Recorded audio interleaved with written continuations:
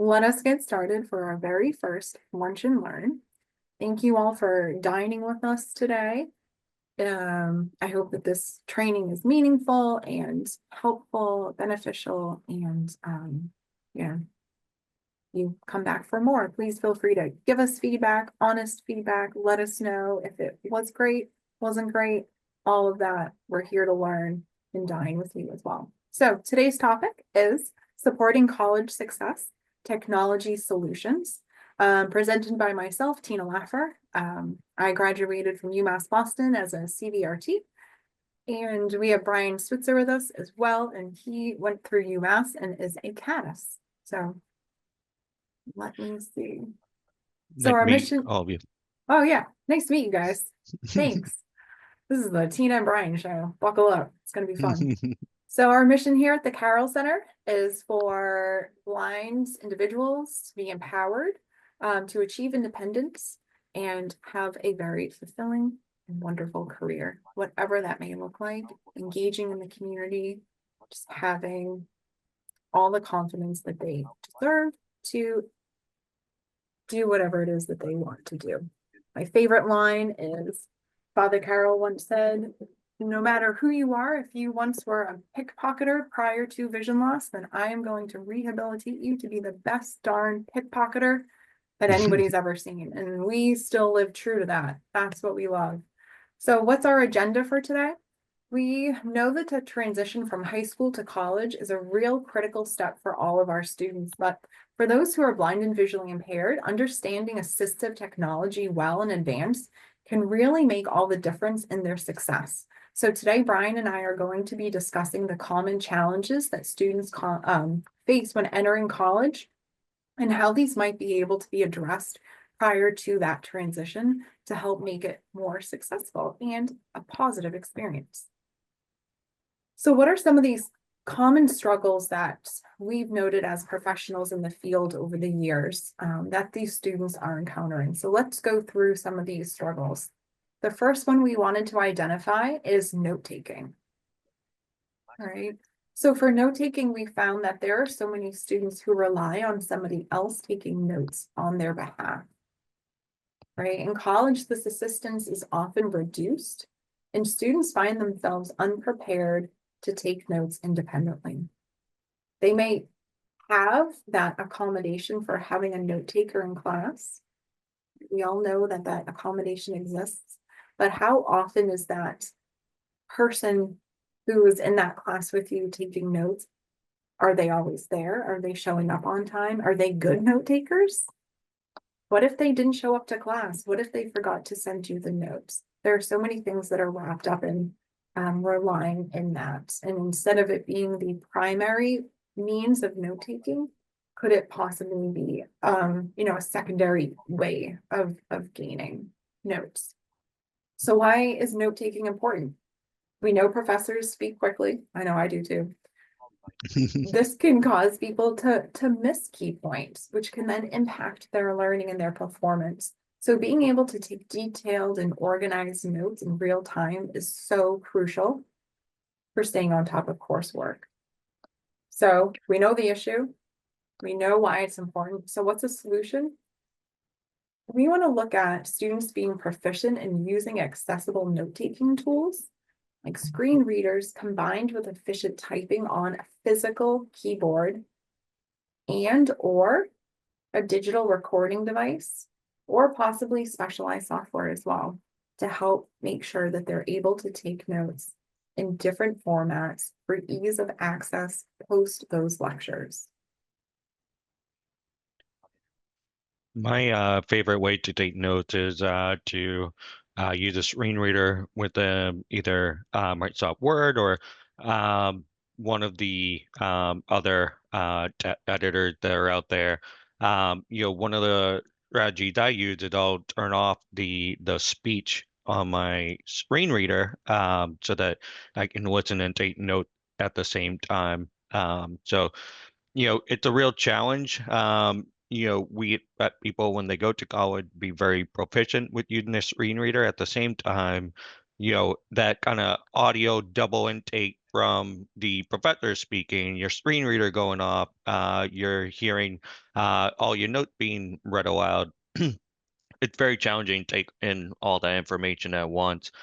So knowing a few tricks and tips to turn off your the speech on your screen reader while you're taking notes is super helpful. You know, the nice thing about being able to take notes this way is that you can capture what you feel is the most important as well. Digital recorders are great. There's a lot of AI note takers nowadays. I'm sure I'm actually kind of surprised we didn't see any Otter note taker come into the meeting. But people are using AI tools to take notes nowadays as well. And those are fantastic, but at the same time, your notes are a way for you to capture the most important information and the thing that you want to learn and need to reflect back on later. So it's a very important skill to have. For sure. We just had somebody add to the chat. Daniel is here from Nigeria in West Africa, and he's an assistive technology specialist. I just wanted to say hi. Thanks so much for adding to our chat and for joining us today, Daniel. I don't know how in the world you got this link, but I am so very, very glad that you are here with us today. Thank you so much for writing in the chat. So a second common struggle for college students is touch typing on that QWERTY keyboard. So what's the issue is that students rely on these adaptive devices or low vision strategies, but they haven't developed the touch typing skills necessary for that efficient use of a computer in the assistive software. And we find that students are heavily reliant on their iPad or iPhone rather than using that laptop, right? And that screen typing is not efficient for college work. Over the past few years, the increase in influx of students who are going off to college with the idea that their iPad is a sufficient tool for college level work is astounding. And we need to start addressing this early, that use of iPads is fantastic, but it's really a supplementary tool, not a primary tool. So it's important because these projects, college assignments, they require fast and accurate typing. And a student who can type proficiently has that academic advantage, and they will be on a similar path or trajectory as their cited peers. So mastering touch typing is crucial. Programs like Talking Typer or Typability can really help students practice and develop these efficient typing skills on that QWERTY keyboard so that they have the independence ready for college demands. Go for it, Rachel. Was a teacher for 18 years before I took this job in June. I'm in Northwest Oklahoma, and Welcome. teachers do not teach touch typing. They have it built into the schedule. I taught special ed, so I wasn't in a standard classroom, but I saw a lot of standard classrooms over 18 years. They use that computer time to grade papers, run small groups, work one-on-one with students, and they don't monitor the students if they are really fingers on home row keys, and if they are using the right fingers. They don't teach it. It's a huge, huge thing. Very big. Yeah. Thank you for sharing, Rachel. Yeah, I sure. was very fortunate when I was younger. I learned typing, and because I had progressive vision a lot, what my teacher would do is put a cardboard box over the keyboard.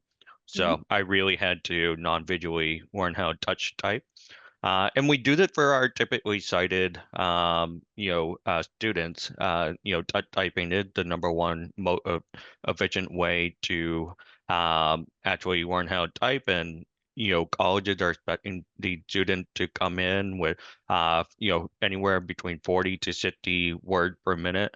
And the students I've interacted with and do typing tests with, they're at like 10, 20, because they've been so used to using an iPad or something that uses a traditional Braille input.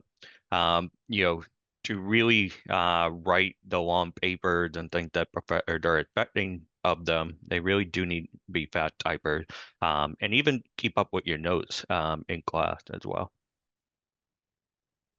So another common struggle is accessing the online portals and platforms in the different learning management systems, which I recently found out is called an LMS, just to add another acronym to everybody's little knowledge bank there.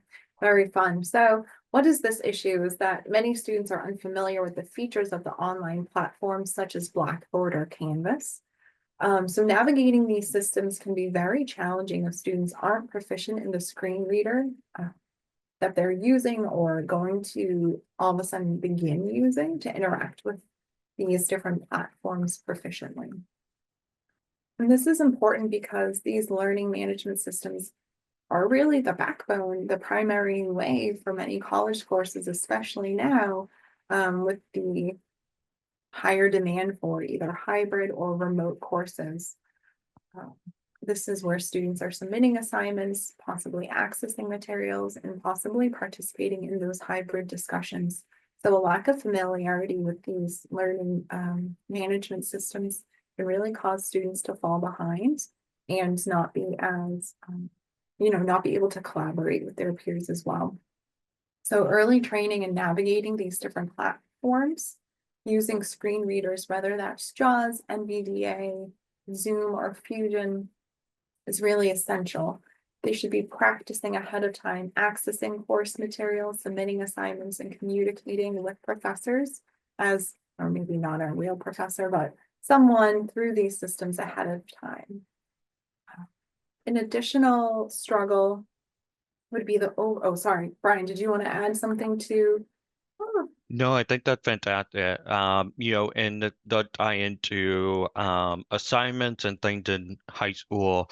The more that the student can practice their web navigation keys, and be able to navigate and find assignments online. A lot of school systems are using an LMS system like Google Calendar, Google Classroom.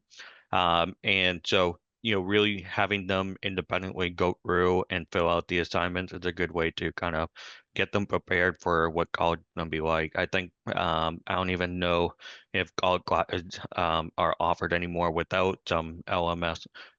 Even the ones that are in person, professors are more and more expecting them to submit assignment through the portal rather than our traditional, printout paper that we'd hand the professor. And I just saw Adam has been adding to our chat. Thanks so much, Adam, for using the chat. He's talking about utilizing his Braille note taker and having, the second year of college needing to use his computer more than his Braille notes. So you saw that too, Adam, the over-reliance of that Braille note taker and needing to then switch to your computer is so important. So thanks so much, Adam. That means that we're on the right track. We're talking about the right thing. So thanks. So another common struggle that we found over the years is this over-reliance of low vision methods. So students with low vision may depend heavily on magnification tools or large print materials. And although these methods may work really well in high school, because of the increased volume and pace that the college requires, this can really cause a student to be inefficient and not be able to work at the same pace as their peers. So relying solely on that magnification or large print will slow down a student's productivity, especially when dealing with reading assignments. And it can also cause a lot of eye fatigue, eye pain, eye strain, which we don't want for anybody. So a technology solution, again, we're really looking at emphasizing the need to learn possibly auditory methods like screen readers, JAWS, or VoiceOver, text-to-speech technology to increase that speed and efficiency, and also possibly beginning to rely more on audiobooks and textbooks as well. They may still use their low vision or CCTV for large maps or graphics, but not wanting to overtax themselves or have too much eye strain, relying heavily on the auditory feedback. Yeah, that's a fantastic point you brought up. I think it's a challenge for a lot of our low vision clients. Having options where they can offset their reliance on their vision is really helpful. And if they want to read and listen to something at the same time, that's always an option. Kindle books have Whisper Sync that you can use, the Voice Dream Reader, and Fusion and Zoom that have tools where you can listen and at what you're reading at the same time. But by listening to it, you can kind of offset some of that visual fatigue. And all of you guys probably know, a lot of you are college graduates. There's just so much reading to be done. So the more you can offset that eye fatigue, it's fantastic. And I forgot to mention, there's a lot of AI voices now. So if you want a celebrity to read a book to you, that's always an option as well. That is true. It makes it way more exciting if somebody famous is reading you chemistry textbook. Another thing that we're looking at in terms of struggling to succeed that freshman year is poor organization and time management. So college courses are more demanding. There's less hands-on guidance from instructors, and students need to manage these deadlines, assignments, and exams on their own, which can be really hard if they don't have any organizational tools. So often we have these wonderful aides that are taking students possibly from class to class, or if they're not helping with mobility, sitting in those classes, making sure that the notes are taken really well. And they may whisper to the student, don't forget, you have an exam next week, right? And we're not thinking the implications of that, the over reliance. And students may not even recognize how much they're relying on those verbal cues from their support staff. And so when they go off to college, all of a sudden there is nobody whispering, hey, don't forget the finals next week, or hey, this big paper's due. They have to be checking that learning management platform, to check to see where their syllabi is. When is that report due? They may not have friends in their classes nearby them to remind them. So procrastination, disorganization can lead to those missed assignments and underperformance in college, and of course, a sense of overwhelming dread, right? Oh my gosh, I'm not doing as well. I was this honor student. I did so well in high school. What is going on now? So we really want to begin introducing students to accessible time management, organizational tools like calendars, reminders, to-do lists, whatever works best for them, and trying this out as soon as they're ready. So that way they can begin practicing and it becomes second nature, and they're not all of a sudden learning something new on top of learning their college work, but already have a system in place for using Google Calendar to manage those assignments or whatever system they choose to use. And they need to have that in place ahead of time. And I'd like to say that we're talking about coursework in specific, in particular, but we also want to think about what supports are going on at home as well for waking up for school, getting ready in the morning, making sure those pieces of technology are well charged and packed, and you have every piece that you need. Going to class and having something not charged fully has huge ramifications for the rest of that student's day in college. And there is nobody nearby with a power cord to share, or there may not be a support staff there to take the notes and say, it's okay, you forgot to charge your Braille note taker, I'll take notes for you, right? So they need to make sure that these systems are put into place. Yeah, I totally agree. I've worked with clients who their teachers decide not to give them a deadline or hold them accountable when they miss a deadline. And it's so frustrating because, once they leave high school and enter quote unquote the real world, college or work, they're going to be held to a much higher standard than they ever have in the past. And so really building out some of these skills early on, it's super helpful. And you don't have to be a tech genius to learn some of these skills, you can have Siri set reminders for you, and so there are ways to do this that are very user friendly. For sure. We like user-friendly things. All right. So what are some things that we can think about doing ahead of time, right? We're teachers, we're instructors, we're case managers, we're leaders in our school districts. What are some things that we can do to help support whomever it is that we serve? So we want to think about limiting those Braille note takers. We love Braille note takers. They are fantastic. They are a joy to use, but let's think about how we're using them. Should this be the primary way in which students are completing work or just note taking? Let's think about our Braille note taker as a note taker and our computer as a means to complete those assignments. We want students to be comfortable with their QWERTY keyboard. 6-key entry, what a joy, right? Super quick, super efficient. Man, your fingers don't talk about knowing the keyboard. You don't have to move those fingers, right? Very efficient. But we want to think about next steps in success and continue to think about not just college, but what's after college is vocation. Where are they going to be working, and will a Braille note taker support vocational success? Right? Who's going to be using a Braille note taker at their next job, whether it's they're a lawyer, they're a doctor, they're working in finance? They're not going to have that note taker. We want to continue to promote laptop use, reducing that iPad, right? Favoring those laptops for academic tasks. Think about format. Think about bold versus underlined versus italics. Making sure that students know the use, why it's so important to have format, and make sure that things are well presentable, and the importance behind that. We want to start ensuring typing proficiency.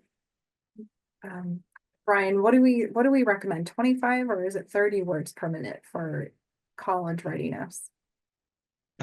Yeah, our program, we recommend a minimum of 30 words per minute. I think most colleges are expecting more, but we're happy to work with you at 30 words per minute. So if any of you, is it no, what's the website, Brian, that folks can go to check their words per minute?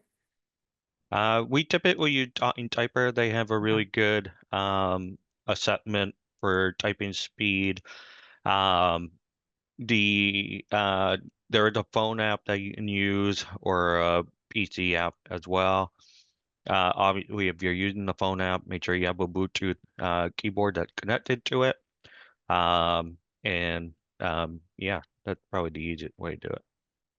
Yeah, so that's something that you can all quickly go do if you are attending this training with a specific student or person or child in mind. Checking their current QWERTY keyboard typing speed, and is it below 30 words per minute? Really want to start focusing on that. We want to introduce screen readers and familiarize students with JAWS, Zoom Text Fusion.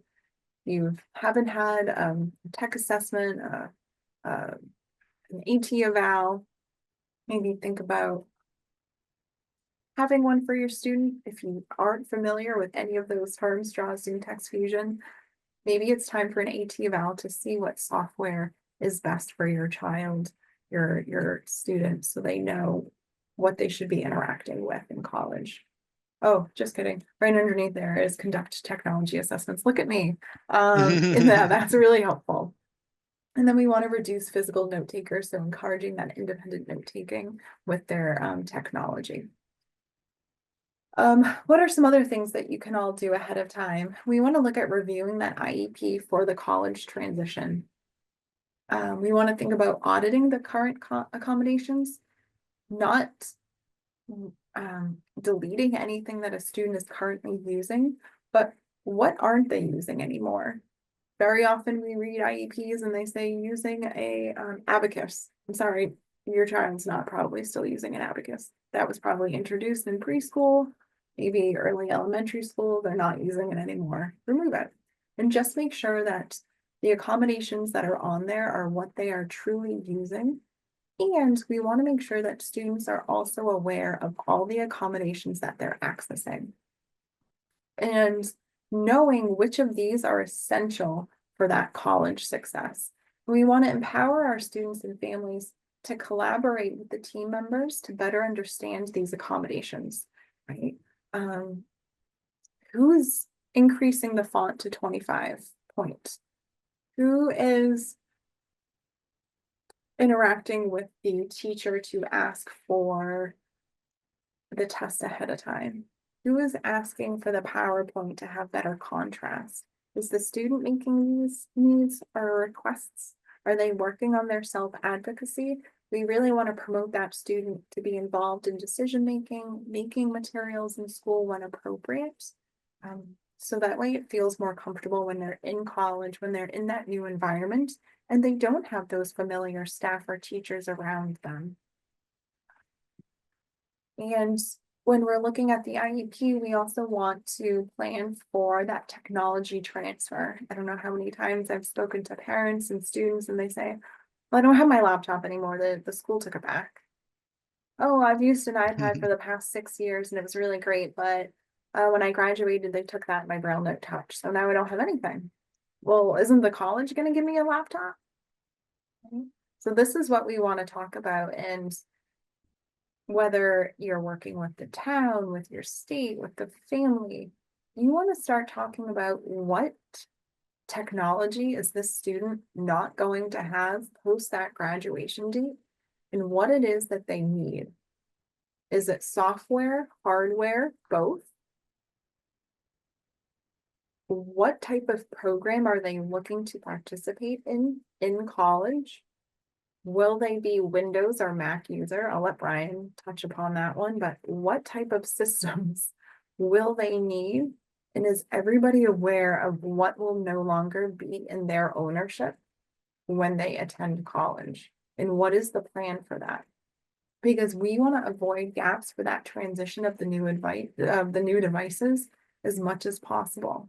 Because these kids are leaving school with no device and then going to college with a brand new device without folders that are organized, not knowing how to use this new software. And it's really difficult to start college with a brand new device that they've had no training on. So how can we start that to have a better transition? And we want to focus on that training and make sure that there is ample time so they can become proficient with these tools ahead of time. Brian, do you have anything to add? Yeah. A common thing that I see with technology transfer is that a lot of time student will be using one device in high school. The school, take that device back. Of course, they, purchase it and everything and buy a brand new device, but it oftentimes they'll be using a PC in high school or a Chromebook in high school. Now all of a sudden the student decides that they want a MacBook and they've never ever used a MacBook. Well, now you're learning a whole new operating system. You're learning a whole new screen reader because the Mac has its own screen reader that's different than the one for Windows, which is different than the one for Chromebooks. So now they have a giant learning curve, a brand new technology to learn, and they're at the first semester of college, and so they're already learning so many new things. So to throw one more thing on top of that pile, is I think they can be a little more deliberate and how they approach what technology they use in college.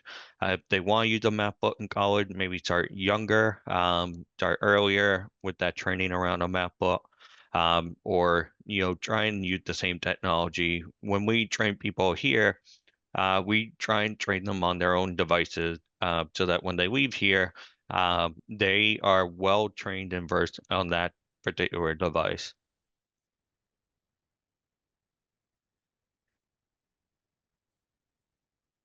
That's And awesome. that's Thank probably you, a good Brian. segue into what you can do ahead of time.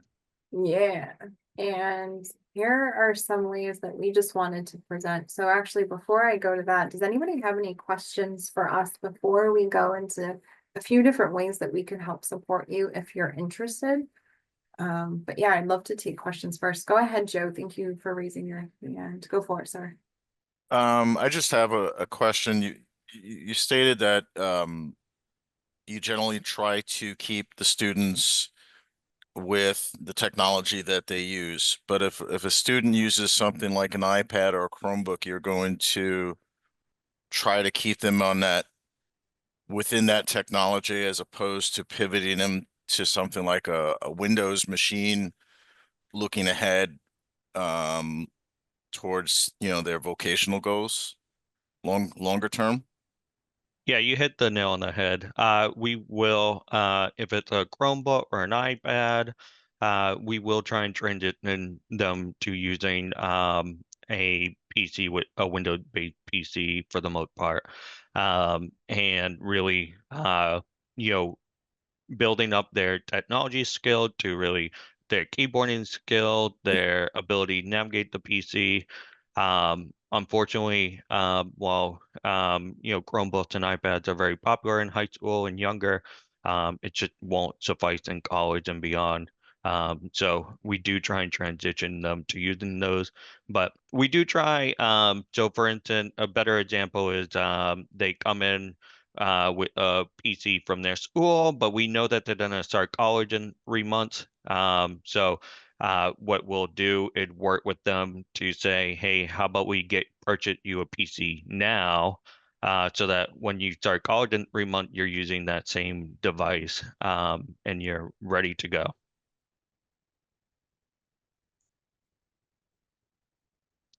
Go for it, Rachel. It's important to know the college program. My children are both at OU in Norman, and one of them is a Mac user and the other one has a Microsoft Surface Pro. And the one with the Mac is in a meteorology program, and it cannot run some of the programs that she needed. She had to use her brother's Surface Pro because it had the better graphics for one program. She's graduating this spring, so one program didn't work. And for OU, they tell you on their website what type of program operating system they prefer. And if something will not work or they give a warning, excuse me, like for meteorology, it tells you that a Mac might not be advisable. There might be programs that will not work on it. And it's got to do with the graphics usually. Yeah, that's great to know. Also, there's just a lot more availability of third-party application for Windows, which is why it's so popular in the world of business and college. There's just a lot more programs and things that can run on it than a Mac. I want to highlight in the chat, Leslie, who works over at Compass. If anybody's unfamiliar with Compass, you can stay on and we'll chat about that as well. But she was writing about not only the typing speed that we were just talking about, typing over 30 words per minute, but a person's reading speed as well. And so she wrote that college students in a full course load should be anticipating reading approximately 100 pages per week to keep up with assignments, to do research and other tasks. But it is critical to be reading more than 200 words per minute. Efficient screen readers can read up to 500 to 600 words per minute. So that's another thing that we should be keeping in mind, is not always that typing speed, but a person's reading speed as well. She also wrote that TBI support ends with that high school graduation date. So, if there are any parents online, feel free to stay on and ask us questions about that lack of support or quote coverage over that summer period, right, from high school to when college begins. Does anybody have any other questions that we can continue to answer until we have just a few slides left? No. Okay. So our next slide is, what are some things that we can do for you? So we just wanted to highlight a few of our different programs that we offer here at the Carroll Center. to help fill in some of these gaps as best we can to help support folks who are there. So go for it, Brian. Sure. Yeah, the first program will talk about Adapt to Type. The name, as it clearly indicates, is really trying to help people transition away from Chromebooks and iPad to using a PC-based computer. We'll also work, for instance, someone mentioned earlier the Windows Surface. If you have one of those with a full keyboard, we can work with that as well. But the goal is really to get an early head start on some of those essential computer skills that are required for college work versus what people have done in high school. So our net class starts on Tuesday, January 21st. It's a hybrid program, so we'll be working with people remotely, as well as we'll have an in-person day where we cover a lot more things that are essential for college readiness. And our goal is to work with a lot of people in their later years of high school, juniors and seniors, and really start building out that essential technology skill to really get them ready for college. I thought I saw a question. Were there any questions, Tina? Yes. So we had a few people add in the chat. Rachel wrote that in Oklahoma can assist clients with technologies such as, because somebody asked about gaining different pieces of technology. So in Oklahoma, they can assist clients with technology like a laptop for college, but for the average Joe going to college, it's up to the family. I love that saying. I love a little average Joe. And Danny wrote, I have a few low vision students who use iPads with full QWERTY keyboards. They touch type and have the option to take pictures, etc., or screen readers. Oh, using an iPad with a full QWERTY keyboard, that is a great tool.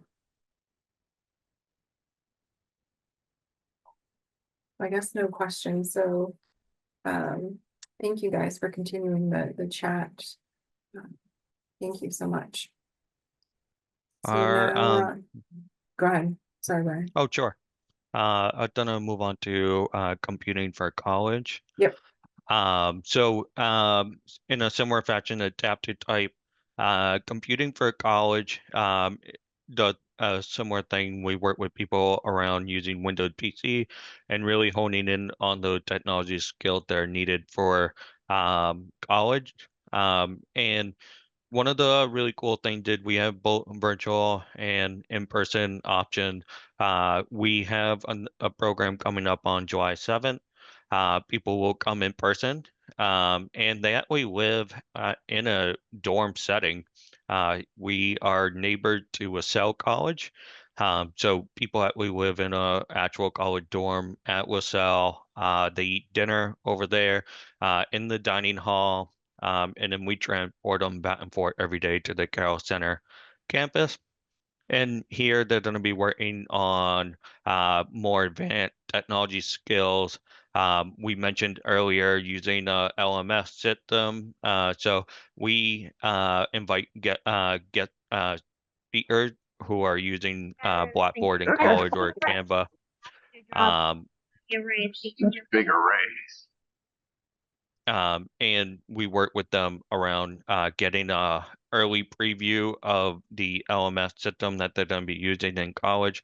Of course, these things are highly malleable and may look slightly different once they get to college, but at least we're giving them an early head start on knowing what these systems are and the general layout of these systems. One of the really cool classes that we do is we actually have a college professor come and teach a college level class to the students, so they get a real taste of where their technology skills need to be. As Leslie mentioned earlier, they get a real taste in what their reading speed should be. They have to read a letter from Birmingham jail. So they get a short window of time where they have to read it and be prepared for class and actually participate in a college level class with a professor. So the program itself is very technology heavy as we try and get them prepared for their first semester or if they're in their first year, sometimes people might come back to us for additional support. But we're getting them really ready for that journey transition from high school to college. We do have some computer requirements. They are Windows 10, Windows 11, JAWS, Zoom Text or Fusion, and the Microsoft Suite. Most college professors are expecting their student to submit paper using Microsoft Word. If you're using something like Pages on the Mac, a lot of professors won't accept that as a format. And we do actually cover the formatting that's required in college, APA, MLA, which is really cool as well. So they'll be ahead of their peers, which is what we always want. We want them one step ahead of their peers because we know there's so many challenges and things. So the more we can front load them and get them prepared, the better. Any question? We can take questions at this point. So we have had a few questions. Holly, I just messaged you, stay on afterwards. We'd love to chat with you. iPads are great. They're not good for college, right? We need more than an iPad for college. It will not support you. Neil asked, how important do you think it is for a low vision student to learn Microsoft/PC skills versus using the iPad with Bluetooth corded keyboard? Should I be advocating for a Surface Pro or a laptop with Zoom Fusion, or do you think the iPad will see them through? Kelly wrote, iPad's not enough. Thanks, Kelly. Yeah, I think we would also say the same thing. An iPad's not going to be enough. They do need Microsoft PC skills. I don't know if we would say a Surface Pro is the best device out there. I'll leave that to other professionals, but definitely a laptop. Any other questions that we can answer today? Feel free to raise your hand, come off mute, or type in the chat. We can also stay on afterwards if you aren't comfortable sharing in a big crowd. We were talking earlier about how a lot of college programs, the software program that they use require a Windows PC just because of the software compatibility with whatever third-party application they're using. For that reason, it's probably advisable to try and transition away from an iPad with a keyboard to a Windows computer. The screen readers for the two programs are massively different. If I take someone who's an expert in using JAWS on their PC, they're gonna be starting at square one, beginner level, using VoiceOver on the Mac. There's not that many transferable skills from one type of operating system to the other. I happen to have brought my Surface Pro to work today. If you used one, I suggest make sure that it's got the removable keyboard and not just the screen keyboard. I gotta say, I had a don't- Surface Pro for 7 years. That thing was a tank, and I absolutely loved it. Lovely device. Leslie wrote, and this is so important, to make sure that your laptop has the RAM, the hardware built in to manage utilizing both the software that we'll be adding to that device for the student to interact with it, right? Whether it's JAWS, NVDA, Fusion, but it also has the capacity and the memory and the storage to also do whatever they need to do, like using Word and Microsoft and using the internet. So these need to be not special laptops, but definitely have more RAM and memory and storage than usual. Go ahead, Neva. The Surface Pro for using JAWS or Fusion or anything like that. But I know the Surface Pro, it can do the graphic part of what an architect student would need. Melissa just asked, do you collaborate with similar organizations in other states? I'm in Ohio and wondering how to find similar resources for courses in our state. We had a student from Ohio last summer, Melissa. So let us know how we can help you. our student from Ohio actually came in person, so she, right? Yeah. Yeah, she was with us for the 3 weeks over the summer. So possibly you have somebody who you would want to send to Mass, or they could participate in our virtual programs. But we do not have any of these programs in other states, but we work with states across the country. At any point in time, on campus or remote, we're working with people across the country.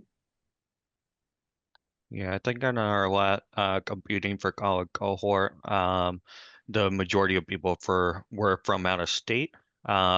We have a number of people who decide to go to college in Boston, or they just want to be adventurous and travel to Boston. So we our cohort, the majority were actually out of state client. This is Neva. Hey, Neva. Just Hi. a couple of comments. I've worked with college offices for students with disabilities throughout my career. And the students who go to those schools after attending a college preparation program are so much more successful than the students who don't know what to expect and are not prepared. And it doesn't start that summer between graduation and starting college. It starts, way early, even in middle school, to start building these skills as you've been talking about. I just wanted to bring up 2 points, and that is informational interviewing for students is so valuable to find out what is expected in a job or a career that they're considering, because there are some careers that really do only work in the Mac world. Illustrators and music people and that type of thing, it's really different. And so it may not be that PC is going to be best for their industry. So that's something they can find out through informational interviewing. And then for those students who don't have state vocational rehabilitation service support for computer equipment to start college, and I hear nightmare stories now that sometimes students are in their 3rd semester of college before their VR counselor finally gets them a computer. Talk about setting up a kid to fail. Computers for the Blind is an organization out of Texas that serves the entire country with refurbished computers that you can bump the RAM up, and they're very inexpensive compared to going to a store to buy them. And they come with a 1-year license of JAWS or Fusion, whatever you need, and then you keep up the $99 license from then on to run the program full time and keep it updated. Awesome. Yeah, Neva. And you know what? We can always send out that resource in our follow-up email for folks to have that in their back pocket. But yeah, computers for the blind. Thank you. Tina, there's a wonderful question in the chat There about it is. I can read it out loud for everybody. Okay. Yeah, so Matt asked, when my son gets accepted to college, will there be someone at the college to help him or the professors explain what he'll need with help, or is it up to us to make sure he'll manage? Awesome question, Matt. It is up to your child. It is not up to you. It is up to your son. So it's important. I don't know what year he is in school, but it's important for him to get familiar with his IEP and get familiar with the accommodations that he's currently receiving in school. And it would be on him to work with the disability services at whatever college he gets accepted to then work with them on those accommodations. Yeah. You know, working with the professor, that's something that he would need to do. And, you know, knowing what accommodations he's currently accessing prior to accepting that, you know, accepting a college, what am I looking for? Whatever, accepting in a college, you want to know what accommodations he needs to see if it's something that a college can support. So if it's a very small liberal arts college, your son could be the first visually impaired person that they've ever worked with, and they don't know anything at all. And that can be okay. But depending upon a student's level of need, going to a different university that has a very large disability services that is very familiar could also be a really good thing. Leslie, I would love you to do that. Thank you. This is Leslie. I wanted to add to Tina's comments, which are spot on, that the legal landscape changes, Matt, from an IDEA-driven landscape in the K-12 environment that really is focused on your student success and adults deriving opportunities for that success, to what Tina just described, where your son is responsible for leading the charge and advocating. And that does include identifying accommodations, registering with the Disability Resource Office. But the key shift there is accommodations are based on eligibility. So he has to demonstrate eligibility for accommodations, and that varies depending on the disability. But also they are required to provide accommodations to reduce barriers to access the college experience. That could be academically, it could be in a residential situation or in student life or student activities. But it doesn't mean that they are teaching those skills anymore. They're not doing any of that. The TVI goes away. As one of my former students said, I am my own TVI. And the resources Tina and Brian are talking about that Carol offers are so critical for our students to gain that self-awareness to accurately self-advocate. I'm going to pop into the chat our College Readiness Resource Center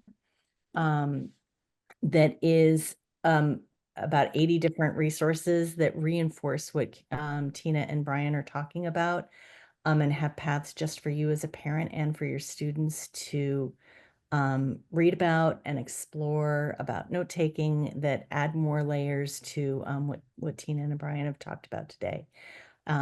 So it's a different scene and a different set of skills and expectations, and building up those skills like Neva was talking about starts very early, and setting those goals even in middle school and within your transition IEP goals are critical. Backing away that support so your student can begin to strengthen those muscles before they graduate from high school. That's fine.